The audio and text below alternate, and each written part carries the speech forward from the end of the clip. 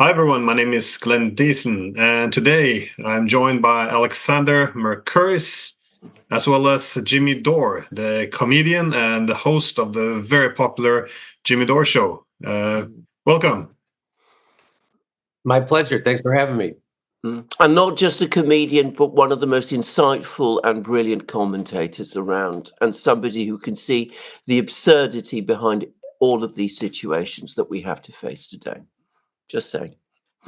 Well, the Greek comedy in ancient Greece, it was renowned for its political significance as well. So the basic idea being that it's imperative to be able to satirize and mock our own leaders. And I think as comedians can often say what the rest of us will have to pay a very heavy social cost for saying. So, and well, as a Greek, of course, I'm a fan of Aristophanes, so I know all about that.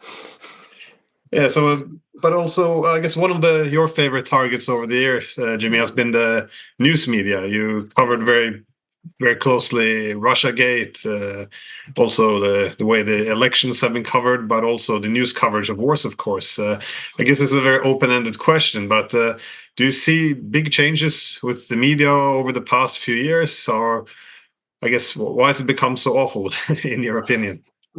I think it's just been continuing to be awful, and we've just been noticing it more and more because of social media. And that's why they need to control social media, because they can't, because the establishment needs to control the narrative. And if they can't control the narrative, then they need to start disappearing people. And that's a lot harder. Not that they don't do it, but they're doing it right out in the open with Julian Assange, Edward Snowden. Um, I'm constantly surprised that the media is as horrible as it is.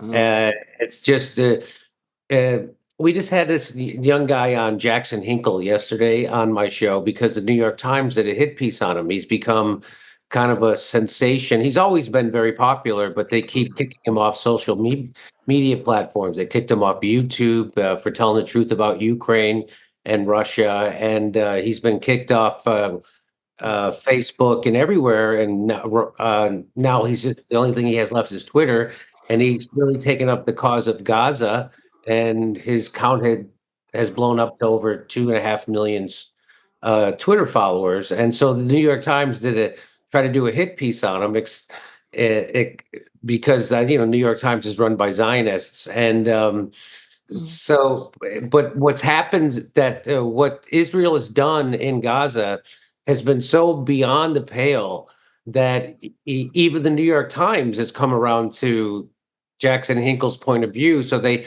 were supposed to do a smear piece on him, but everything that they were writing about him out to be they agree with now, right? So, I was watching MSNBC the other day, and I saw Condoleezza Rice advisors calling for sanctions against Israel. Like, that's how crazy it's gotten. So, I also did see an interview with Cornel West on CNN just from the other day, and they kept wanting him to condemn Hamas. But you do condemn Hamas, right? And that's still the refrain. But what's interesting to me is that now the media, the Wall Street Journal, and a couple other places have said that Israel has lost this war and that Hamas has won this war, and meaning that, yeah, Israel has slaughtered, 30, 40, 50,000 Palestinians, but they've lost. And because they lost the propaganda war with the world, and now the world is turned against them, and now there actually is a movement for a real Palestinian state, and that's the exact opposite of what they wanted. And so it's interesting to see that was kind of a shocker to me, actually. I just thought that Israel was going to get its way and it was going to keep going, and I didn't expect anybody to actually turn on them. And just with the Iran retaliation, how successful it was. So now the only wild card that makes me worry is Benjamin Netanyahu and the Zionists, and they've been shown to be as crazy can be. They're the exact thing they accuse all their enemies of being, right? They're the terrorists, they're the maniacs, they're the people willing to start World War III. And if the United States was clear that not only will it not help you in an offensive war with Iran, but we're not going to help you in a defensive war with Iran, then that would be the end of it. But they have promised to support Israel in a defensive war against Iran, which I guess will maybe embolden Netanyahu and the crazy Zionists to keep doing what they're doing. And I guess all you have to do is sit back and fingers crossed. But to your first question, I mean, to answer your question, the media has always been horrible, will always be horrible because it's owned by, in America, we used to have 50 giant media companies when I was young and in college. And then in 1996, Bill Clinton came along and he consolidated the media from 50 giant media companies to only 6. And they're all owned by a handful of billionaires.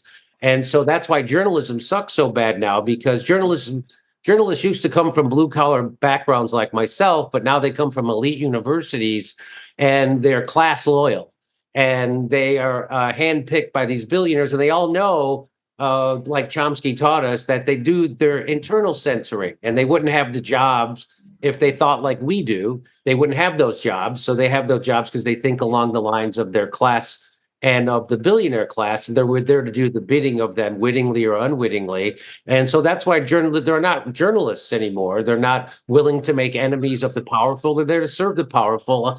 And that's why we have the world we have right now.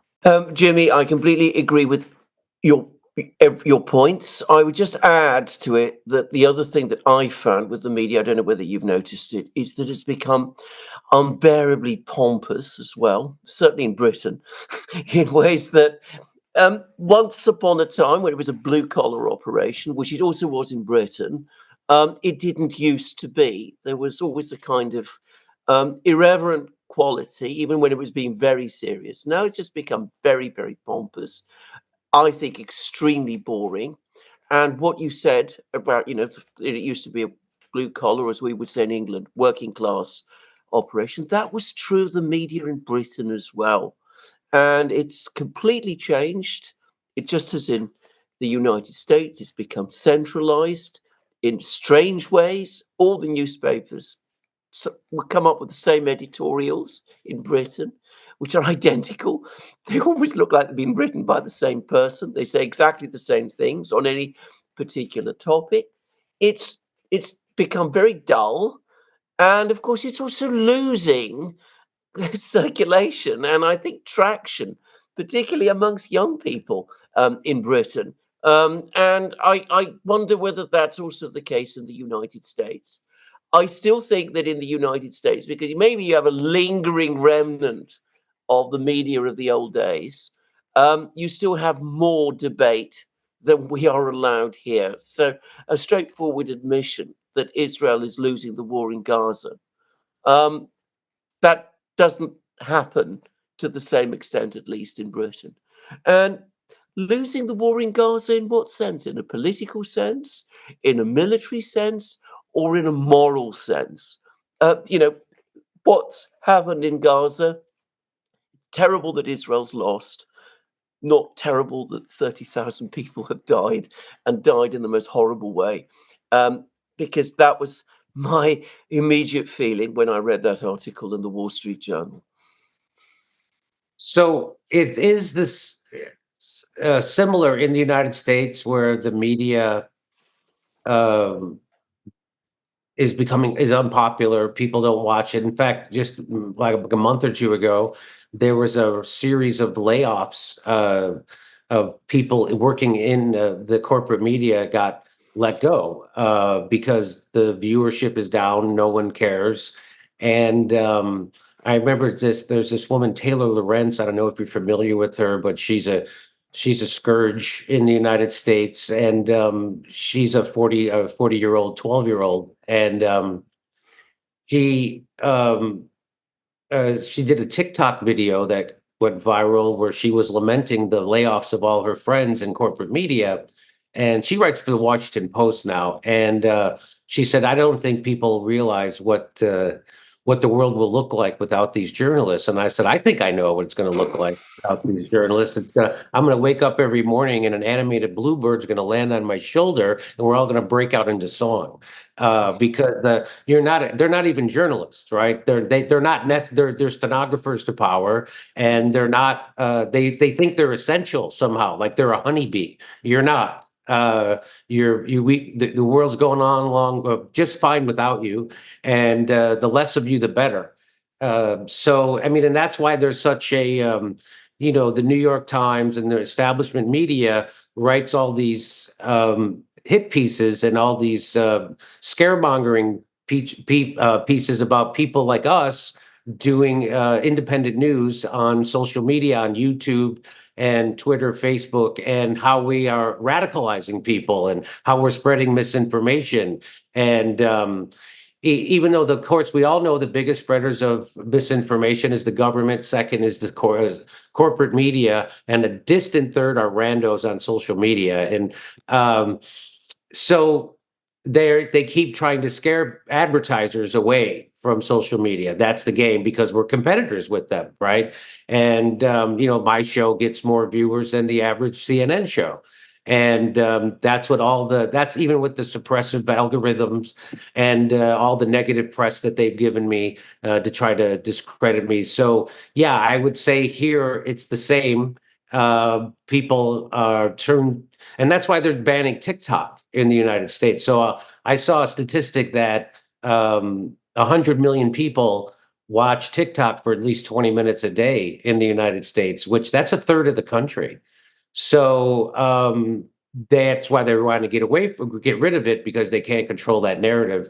And people are getting their news through places like TikTok and Instagram, Facebook, YouTube. Not so much Facebook, because Facebook I've been demonetized, suppressed, and a lot of my friends who I call shit libs think that I'm some kind of crazy conspiracy theorist, because every time I put a video up on Facebook, it gets flagged as misinformation. And so they think I'm out there doing the bidding of the devil, they don't realize that Facebook is controlled by a handful of billionaires, just like everything else. And people who call themselves fact checkers, that's the funniest thing. These fact-checking organizations, if you follow the money, where's their money coming from? Their money coming from the Annenberg Foundation or Bill Gates. It's always tied back to an oligarch who's trying to control the narrative. And so, I'm not, as clear as what's happening in Britain, but I just did a European tour where I was in Stockholm, Copenhagen, Amsterdam, Rotterdam, Berlin, and Oslo, and along with London. And they all said the same thing, that their media is just as shit and nobody believes it. And I know in Norway, there's somebody was telling me how much Jeff Bezos of their media he owns and controls, which I didn't realize that American billionaires would branch out into Europe. Of course they would I think people are ready in the Western world. I mean, you see it with the farmers, you saw it with the truckers. People are ready to revolt. Whether it can happen or not for real, I don't know. But I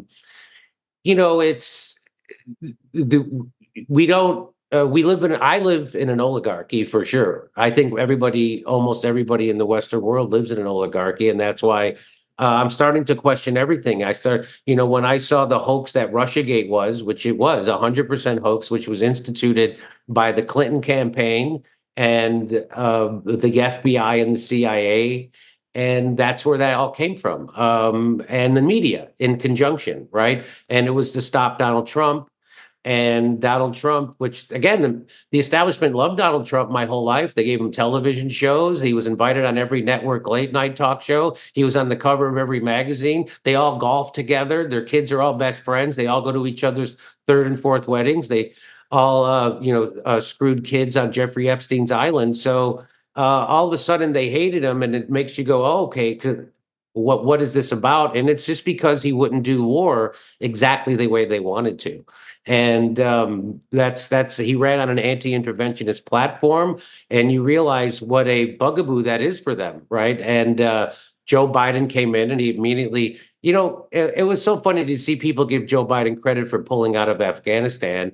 And, a dumb guy like me who's a comedian and not a professional in this, and none of these people ask themselves the question, well, why? So obviously this isn't Joe Biden's idea to pull out of Afghanistan. He's being told to do this. And why is it? Why is this being allowed to happen? Why are they going to end a 20-year grift of trillions of dollars that is an upward transfer of wealth from the U.S. Treasury to the international securities? Why would they end this? Well, of course and my question was, which is what I asked on my show to all the other people in the space on YouTube who were applauding him, I was saying, well, has he told you what he's going to do with the money that they were spending in Afghanistan? Has he decided to take that money and invest it back in the United States and give us high-speed rail or health care or make college free or fix the roads and bridges or tackle homeless? No. The reason why they had him do that, or he was allowed to pull out of Afghanistan, was because they had another war waiting for him, which was Ukraine. And so that was their next thing. And so and even I was stunned at how easily people went along with the Ukraine war after we had just gone through Iraq. Same people saw what they said about Iraq, saw what they said about Libya. Well, they never did get the clue about Syria. People still think that Assad gassed his own people. And my Wikipedia page still says that I'm a conspiracy theorist because I debunked that. And I said Assad didn't gas his own people, which he didn't. And but it was just amazing to me how the short memories that people had, that the media and the government are going to allow you into a war, and everybody just believed because of Russiagate, right? Which is why I left the Young Turks, which was, I'm sure everybody's familiar with that news media organization on YouTube, the Young Turks.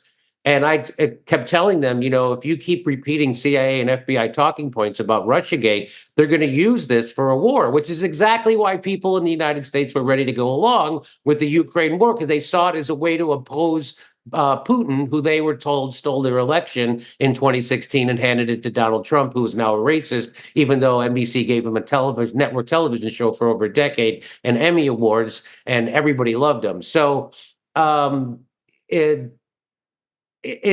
was even shocked by that. And so here we are, and we have this new Speaker of the House, Mike Johnson, and his agenda. He tweeted out yesterday, here's my agenda, and everything was getting money for Ukraine, getting money for Israel, it was nothing to help the people of the United States. Not one thing on there.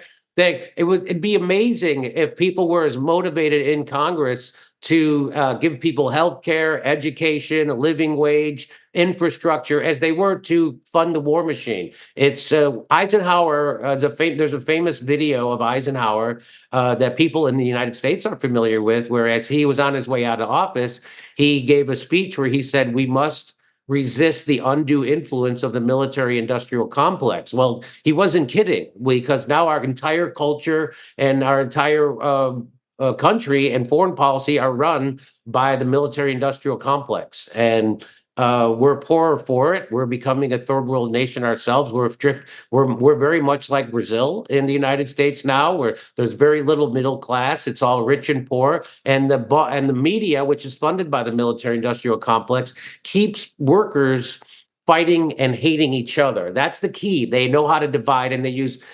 terms like white supremacy. They use racism.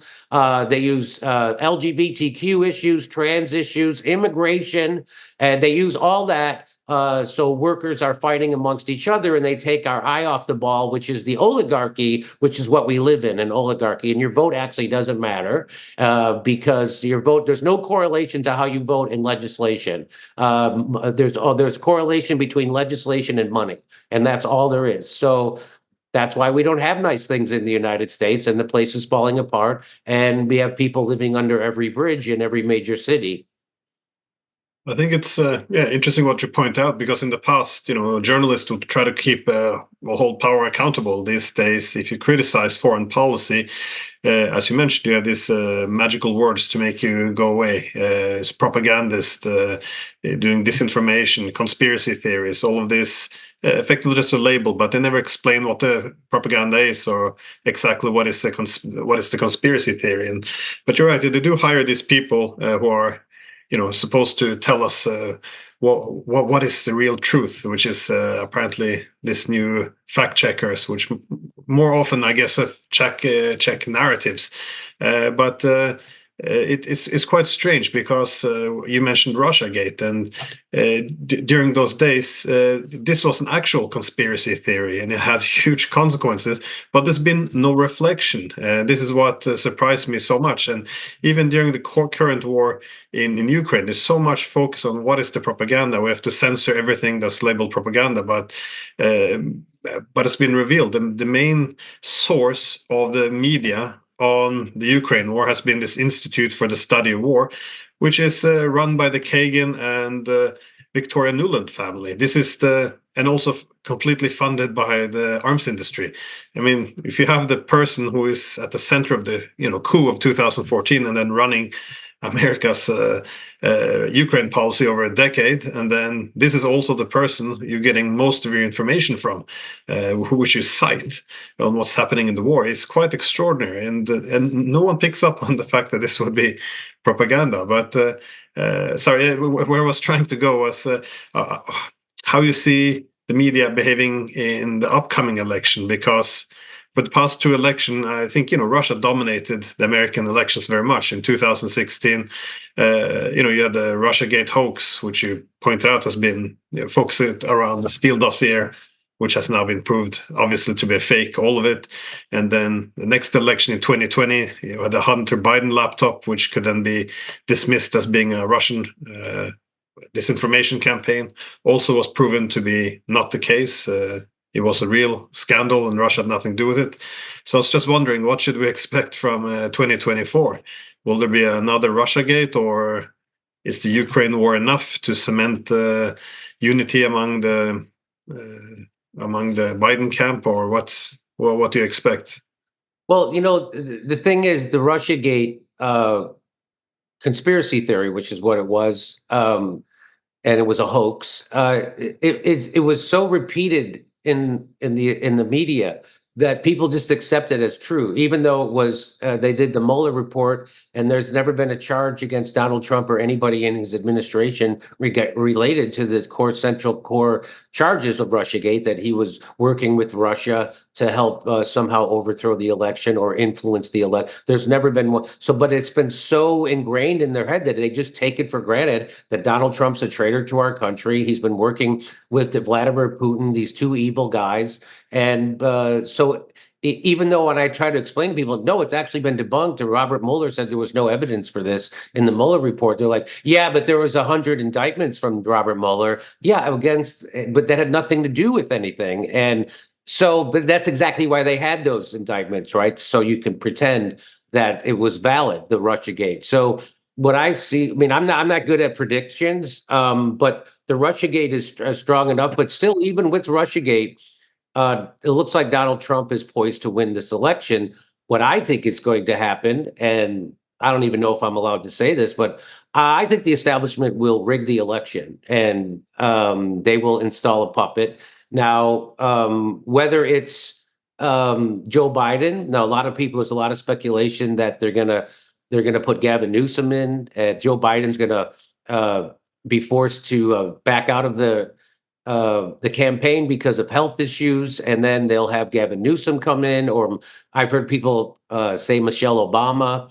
But I think that's a very big possibility, by the way. And if that doesn't happen, and if it is Joe Biden will lose an election, no problem. So if he comes out the winner, it will be because the establishment rigged it. And do you really think that the people who killed Kennedy, did the Iraq War, did Libya, did Afghanistan, Syria, now Ukraine, are funding a genocide in Gaza, are above rigging an election? Of course not. I mean, they blew up Building 7 for sure. And nobody, you're not allowed to ask questions about that. But that's my prediction as far as will there be there's also already been, who was it who's predicted a black swan event? Well, how can you say there's going to be, you're not supposed to be able to predict that. And so the establishment has already had people in the establishment media predicting a black swan event. Well, that's, so it was something that's supposed to be unpredictable. So the other thing too is COVID. Everything they said about COVID was a lie. They lied about where the virus came from. They lied about funding it. They lied about, and you were called a white supremacist if you were right about that. They lied about herd immunity. They lied about natural immunity. They lied about transmission, contraction. They lied about social distancing. They lied about lockdowns. They lied about masks. There wasn't anything they didn't lie about, but it's like the majority of the population, because it's not said, they're not told that we were lied to on big pharma funded media in the United States. They just memory hole all that. And so now if you bring up anything about that, they say in the United States, people go, oh, COVID's over. Well, that's over. So that's it. Just stop thinking about it.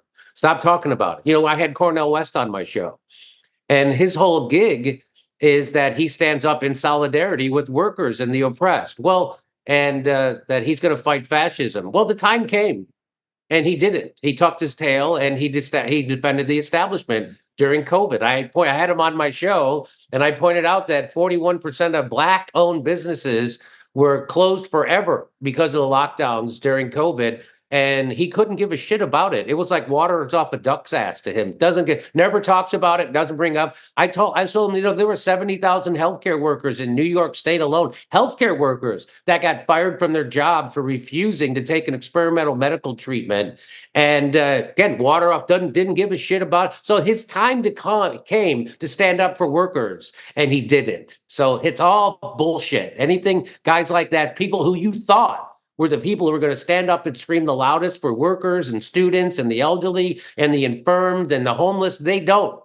It's all talk. And that's been a big eye opener for me. And it falls on the shoulders of people like me and Joe Rogan and you and Russell Brand.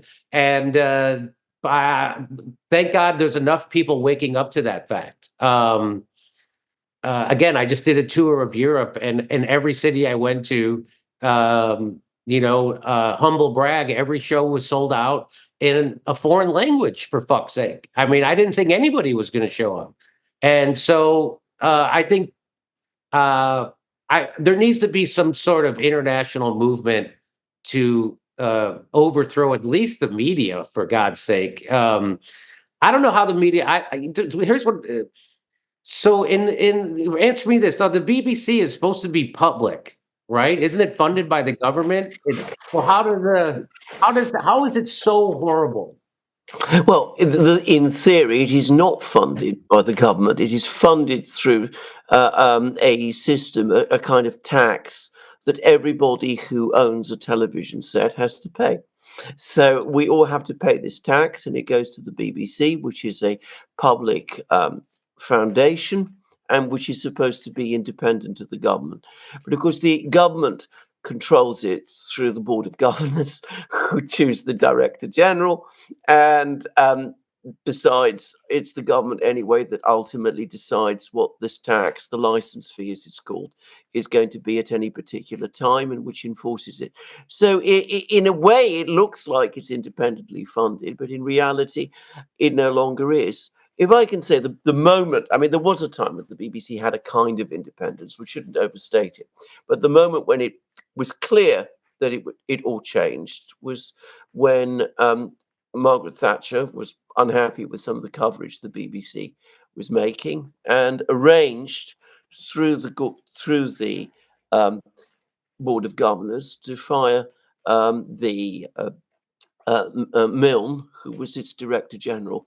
And from that moment on, I think the fiction that the BBC was completely independent of the government has basically disappeared. And it certainly isn't that anymore. Anyway, that's a bit of a aside, actually. But we do not have an independent media in Britain. In Europe, we used to have a massive, organized, working class based left wing movement. I used to be a part of it once upon a time, long, long ago. We had big social democratic Labour parties like the Labour Party in Britain, the SPD as it used to be in Germany, in Scandinavia, where Glenn is. It was very well organized. I'm old enough, I can remember Tage Erlander and Olof Palme in Sweden, people like that. And of course, because they operated within their own organizations and within their own structures, they always provided a powerful alternative. They were the people who criticized wars. They were the people who organized the big protests against wars. They were the people who pointed out the facts and who were awkward and who would vote into the British Parliament working class MPs from coal mining areas and in factory areas who would speak out against these things.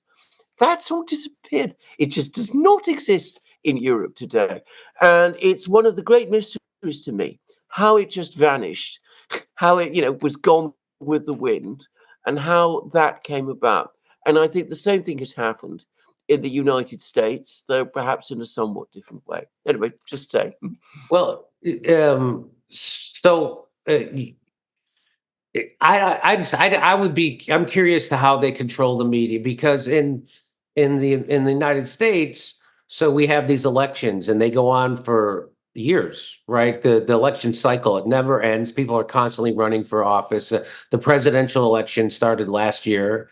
And so what happens is the donor class can buy politicians, right? Because you need money to run. And even if you don't take their money, then they're going to take their money and give it to somebody else, and which will beat you, right? So the money always wins, and that's how they control our government, and they control our media because they buy it. I always used to make fun of, why does Meet the Press have an ad for Boeing on there? No one's who's watching it is in the market to buy a jet. And it's because they're not funding the investigation of NBC News. They're funding the non-investigation. And so you don't want to investigate us or you're going to lose our money. And that's exactly how they control everybody. That's the Wall Street military industrial complex, big pharma, oil companies. They buy the advertising on the media, and that's how they own them. But in Britain, you have short election cycles, right? And are they publicly funded? Is the election publicly funded? No, well, advertising for elections by political parties is not privately funded. Political parties in Britain receive donations. They receive some payments from their members, but of course, to an increasing degree, they are funded by the same rich class of oligarchs that you have in the United States. And I'm sure this pattern reproduces itself right across Europe. And if you're talking about the media in Europe, as you will very often find, always at the background, owning some kind of media, any kind of media body, anywhere in Europe, there is always an American foundation lurking. And sometimes it's not even that invisible. I mean, in Britain, large parts of the media, including television, are, of course, owned by the Murdoch family, effectively. So it's the same people who control the media in the United States, basically run the media in Europe. And politics, the way politics works in Britain, I can't speak about other European countries, is becoming more like what you have in America with every election cycle. Donors, the wealthy donor class, the days when the Labour Party used to get its funding from the trade unions, the Conservatives used to get their funding from British businesses, party members used to pay their dues. That was how elections were funded. All that's gone. Today, as I said, it's the same donor class that you get in the United States, and they're getting more powerful with every election cycle. And, it used to be you were a crazy conspiracy theorist if you talked about the global elite who ran things, but now they do it right out in the open. We know where the Bilderberg meetings are. They have Davos, the WEF. They're very cocky, and they talk about their crimes right out in public. but it doesn't seem like there's anything that can stop them, right? I don't. They crushed the truckers. They froze their assets. That's why digital currency is such an evil that needs to be resisted. And the only guy in the United States who's talking about this stuff is RFK Jr. RFK Jr. gave a great speech at a Bitcoin convention where he talked about how that's essential to have Bitcoin, because then the powers that be can't control it. It's blockchain, and you can't cut up somebody's money. Unfortunately, he's a raging Zionist, which wrecks his chances to be even considered an anti-war. He's also the only one telling the truth about the CIA, Blackstone, and the Ukraine war, and he's the only one saying those things. And then he goes and just parrots the worst, most odious talking points when it comes to Iran and Israel and Gaza and the whole deal. And so there's very little hope there. But anyway, it's I've just come to the conclusion that that the countries and the Western world is just run by a handful of billionaires, and there's a deep state, and they don't work for the president of the United States. Chuck Schumer, who was the head Democrat in the Senate in the United States, still is. But when Donald Trump got elected, he went on MSNBC with Rachel Maddow, and he said, which I've shown this clip a million times on my show, but most people haven't seen it. He said, Donald Trump is being really dumb to mess with the intelligence community, meaning the CIA and the FBI. He's like, for a smart guy, he's being very dumb if you don't want to mess with them, because they have 6 ways this Sunday to mess back with you. And so he gave the game away. What he admitted is that the CIA and the FBI and the NSA don't work for the president of the United States. They're supposed to. So if they don't work for him, who do they work for? Well, they certainly don't work for Congress. They've spied on Congress and nothing happened to them.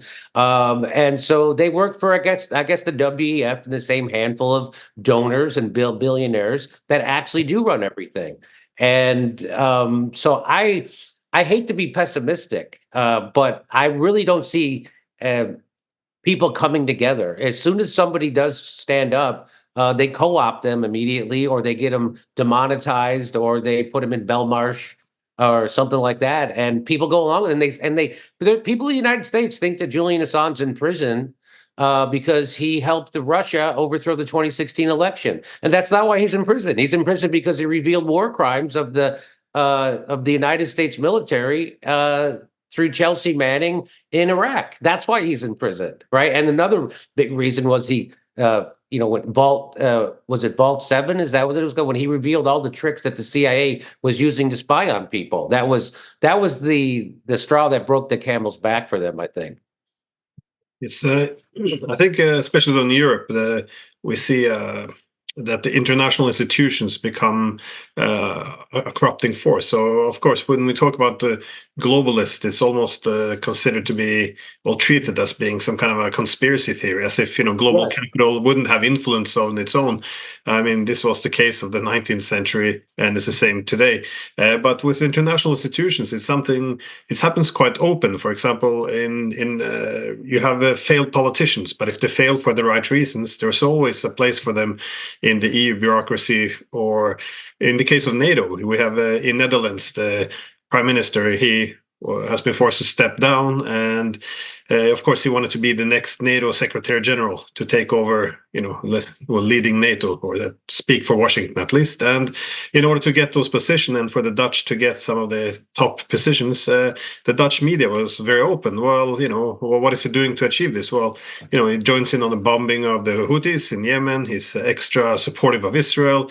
He sent some extra weapons to Ukraine, so effectively make the masters in Washington happy. And this is how you have a career afterwards. And again, it's not a conspiracy theory anymore. If you just see where do the interests lie, what are the calculations being made, and but I think it's also the issue of morality, because one would hope that politics will be more moral, but the way morality is framed is always this good versus evil. And I think the problem with many journalists is they get convinced that they're fighting the good fight, and if they're fighting the good fight, you make excuses for one side and you exaggerate the other. And I think that's a good way of manipulating. And as Jimmy just said, this repetition over and over again in Russiagate. This is a very common propaganda tool. This is the human mind, the way it learns. It confuses the familiar with truth, what is known. And this is something that they use. You say something over and over again, and people will assume it's correct, that it's true. This is again how we learn. But it's it just becomes very overt after a while. It's very obvious what's being done. But yeah. You talk about international institutions being corrupted. I was shocked during the Syrian war to see the OPCW completely become a tool of the international billionaire class and the intelligence community. And of course, Hollywood always has been, right? They just gave an Academy Award to that propaganda film about Ukraine, which was all bullshit. And they previously gave the Academy Award to the Oscar to the White Helmets movie, which we all now know the White Helmets is intelligence. It seemed. I mean, I don't. Again, I hate to be a pessimist, but I'm also a realist, and it seems like whenever somebody, I mean, let's say the truckers rose up in the United States, they would just freeze their bank accounts and they would control them that way. They'd have the media call them white supremacists and Nazis, as they are actually, as the establishment funds Nazis and salutes Nazis in the Canadian Parliament. I hate to be I'm curious what your outlook is. Do you think? I mean, all I can do is give information to people. I mean, I've been an activist around healthcare in the United States, got roundly trashed for it and discredited. I'm curious as to what your outlook is on the future. Well, my own outlook is that this is an unsustainable situation, straightforwardly. One of the consequences of this closing down of public debate is that decisions are made which are wrong and they can't be corrected. In fact, they're compounded. And we've been seeing this steadily happening in area after area of, policy making. We see it in economic policy disastrously. I first started to notice that there was a closing of debate in Britain, at least since the 1980s. And I think this is probably true in most places as well. In the 1980s, since the 1980s, every single decade that's passed, not just in Britain, but in Europe generally, we have seen a reduction in economic growth. Economic growth has become more distorted. Imbalances have increased. Things are going obviously more and more wrong. And living standards for many people have been increasingly under pressure and have now started to fall. I think it's not that different in the United States also. And it's certainly true in much of Europe. And of course, in foreign policy, we are going from one bad outcome to another, one war after another. You talked about Afghanistan and how people went straight from Afghanistan into the war in Ukraine. But each defeat is cumulative, and its effect, its bad outcome, is even greater. And we are looking at, in my opinion, the biggest, most disastrous defeat of all, which is the one that's coming in Ukraine. I mean, I think that this is going to be a real debacle on a scale that nothing we've seen up to now can possibly match, especially in Europe. And eventually, this accumulation of problems, of policy mistakes, it's unsustainable in part because the rest of the world is changing around us. You go to China, you go to India, you go to Russia as well, you see that things are not the way they were. And I think that this isn't something we fully understand. We are starting to be left behind because we can't debate things or discuss things properly as we should do. And eventually, as I said, this is going to have an impact. And When it does have an impact, it'll be very troubling, very difficult, very disturbing for all of us who have to live through it. But it'll probably also be, in the end, a liberating moment. So yes, I don't give up. I don't give up. I don't believe in despair. I always say despair is a bad counselor.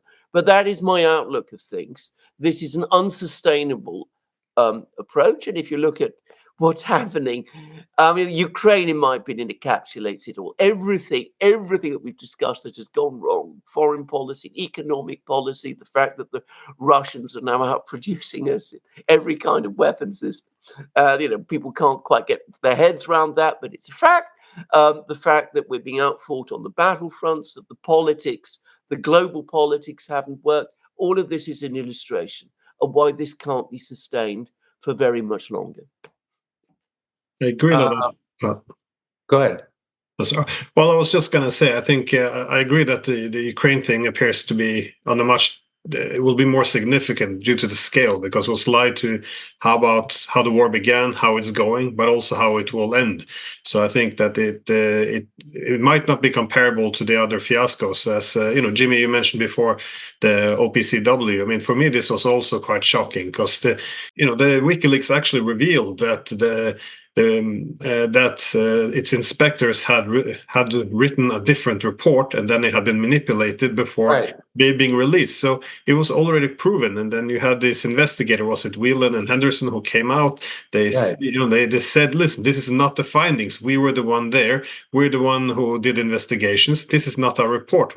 We're not the one who actually wrote this. And even the first director general of the OPCW, which is Jose Bustani, he even came out in support of them, saying that we need to support the integrity of these inspectors. Why this is corruption of a key institution. It's all wrong. So all the evidence is there. All the main people are there. And still, in the media, they come with this magic word again. Conspiracy theory. Where's the conspiracy? This is absurd. And then it goes away, and nobody wants to be associated with this, because it's like being a propagandist, a conspiracy theorist, and people just shy away and we don't talk about it anymore. So I think they can make these things go away, but I agree. I think the Ukraine war is because it will have such a huge effect, such a disastrous defeat for us, that it will demand some questions, and which will reveal some of these horrible lies which have been told, which can be proven to be lies. So, sorry for interrupting you, Jimmy. No, the thing that I don't understand is how they get Europe to go along with it. So, like when we blew up the Nord Stream pipeline, and it was obvious that it was NATO and the United States that did that. And now Germany's paying a much higher price for energy, and it's hurting all of Europe. Why do they? I don't get why they accept this. I guess that's just the grip of NATO. I guess that's why having 1,000 military bases around the world, is that really the intimidating factor? Because even with our 1,000 military bases around the world, we still can't defeat Russia in Ukraine. We couldn't defeat Assad in Syria. Now it appears that what is happening in Gaza, it looks like Hamas had a better strategy, is going to come out on top. So why does Europe bend the knee so much to NATO and the West and the United States? I mean, I see what they did. The new game is to criminalize anybody who stands up to NATO. Look what they did to Imran Khan. He said that the people of Pakistan don't want to go along with NATO in these NATO wars anymore. And immediately he's a criminal. And the same thing they did in Brazil is they put Lula in prison at first because he was too far left for the international billionaire class. And they thought the center-right guy was going to win. Then Bolsonaro won. And so they were like, how do we fix this? Well, the only way they could fix it, they had to let Lula back out of prison because he's the only one who could beat Bolsonaro. So they beat Bolsonaro. And now they just made it illegal for Bolsonaro to run for president again. And so they're doing the same thing in the United States with Donald Trump. And, again, this is another thing I pointed out to Cornel West when he came on my show, that the same grand jury, the same RICO statutes that they're using to indict Donald Trump, they use the exact same grand jury, same RICO statutes to indict the protesters who are protesting the expansion of the police state in the United States, which is called Stop Cop City. And when I presented that to him and I said, now you see the game that's being played, then he called me a Trumper. And that's, again, it's just another heartbreak over the people who I thought were the leaders in the United States who would stand up and who are just establishment shills on purpose and who have lived in ivory towers their whole life. And that's the new game, is they criminalize their opponents, but maybe they've always done that and I just didn't notice, right? And Barack Obama used the Espionage Act to prosecute journalists more often than all the presidents combined previous to him. And people still walk around saying Barack Obama was the best president of my lifetime.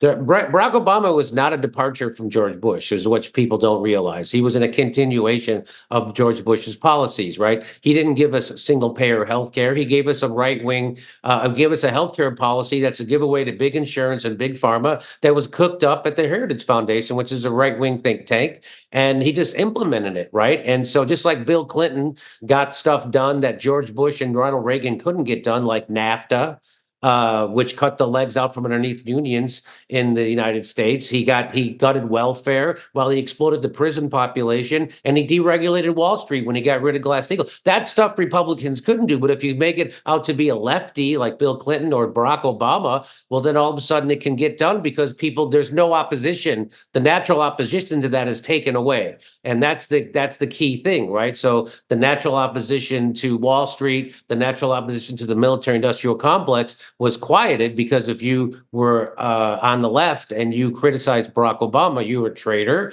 and you were helping Trump, or you were helping a right winger, or you're sold up. So it's I see it. I do agree with you when you say it's not sustainable.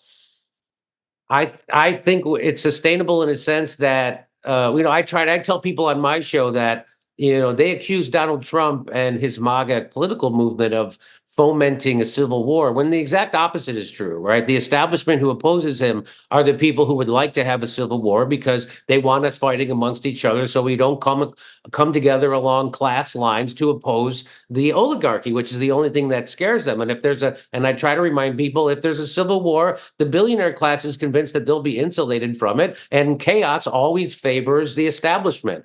And so, and it's just like what the Nazis did. You blame your opponent for the things that you're guilty of, and that's exactly what they're doing. They're saying that MAGA and Donald Trump wants a civil war. MAGA and Donald Trump are the people who want to destabilize us internationally. But that's all the stuff that they're doing, and they're going to they say Donald Trump. We got to save democracy. We got to vote against Donald Trump to save democracy, because Donald Trump is going to prosecute his political opponents. So that's exactly what they're doing. And they're doing it right out in the open, and the media goes along with it because it's all bought by the same people.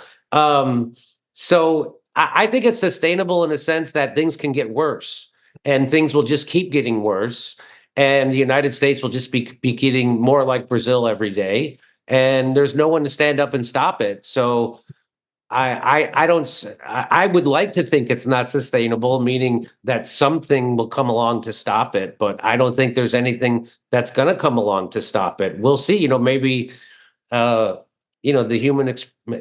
human life is a failed experiment. Maybe. I think I should make it clear, when I say it's not sustainable, I don't mean that it's not going to be sustained for a very long time. In fact, I think that, as you correctly say, the pressures are going to grow and intensify all the time, especially as those who lead the system feel increasingly insecure, which they already do, by the way. I mean, if they're going to go to the extraordinary lengths that they've gone to keep a man in Belmarsh, it's a sign of how insecure they are. That's, I think, one important thing to remember. Now, you asked the question, why did the Europeans go along with all of this? I think I should say, first of all, that Glenn has written an extremely interesting and very good book, which answers many of these questions and goes into them in enormous detail. But I'm going to just come up with one particular thought, which is, I think that what happened in Europe at the end of the Cold War is they said that America has won. America has won. It's the winning side. They're the future. We want to be with the winning side, and we're going to link up completely to the Americans because we want to be on the winning side also. And I think this has become very, very hardwired within the European political class now. I discussed the fact that, we saw the left, the old left, basically collapse across Europe. And I think this is partly a product of that because the old left had been suspicious of free markets, somewhat suspicious of American style capitalism, all of those things, all those criticisms suddenly seem to be discredited. The Americans were the people who knew how to do things right. And I think what you have is a political class in Europe today, which has to a great extent internalized what it thinks are the lessons of the Cold War and of the period immediately after the Cold War. And they still say to themselves, let's stick with the Americans because one, they're the big show in town. Two, in the end, they will prevail because they're still the winners.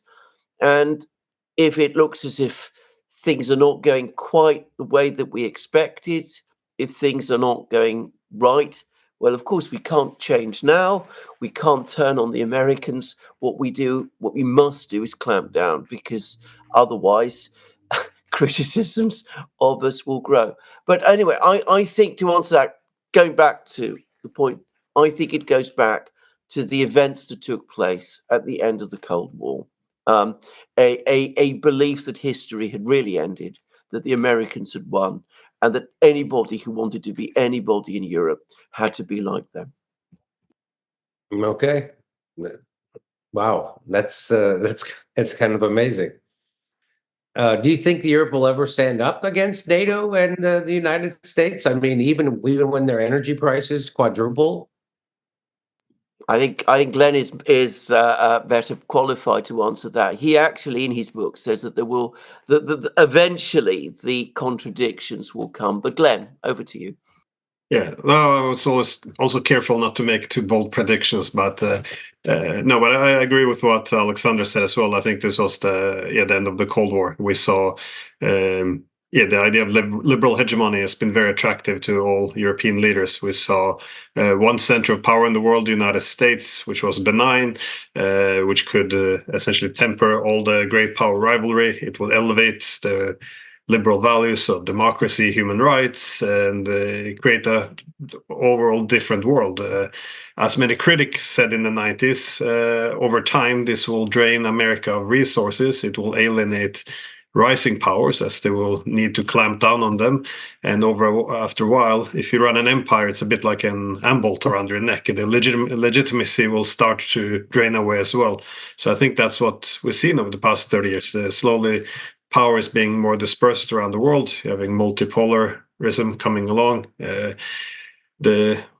Whenever NATO screams human rights, democracy, it's usually when we're loading bombs on our planes. So, the whole legitimacy around this ideology is also collapsing a bit. So I think it will come slowly, but I think we're going down with the ship, definitely. But the new game is also everything in the name of climate change, which is control, right? So again, the international billionaire class uses the threat of climate change to take away rights and control you. And I don't think it matters. I'm actually doubting the whole science behind climate change and if it's carbon based and if there's anything we can do about it. But it doesn't matter if you agree with what they say is the mainstream science on climate change. It's clear that the answers to dealing with climate change are all manufactured by the billionaire class to control us, and none of them are there to actually do it. I just covered that recycling plastic has been a scam for the last 40 years, which I've known that for at least a decade too, and people don't seem to catch on. They still separate their garbage like it's doing something. Greta Thunberg will never protest outside of the construction of a new military base by NATO, even though the number one emitter of carbon in the world is the United States military.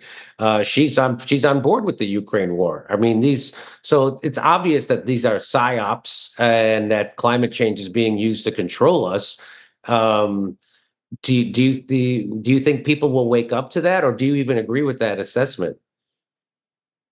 Well, I'm just going to make one observation. When I remember the Greens, when they first appeared in the late 70s and early 80s, the Greens in Germany, led by people like Petra Kelly and her partner, General Bastian, they were first and foremost, and above all else, certainly an ecological movement, but also an anti-war movement, an anti-NATO movement, all of those things.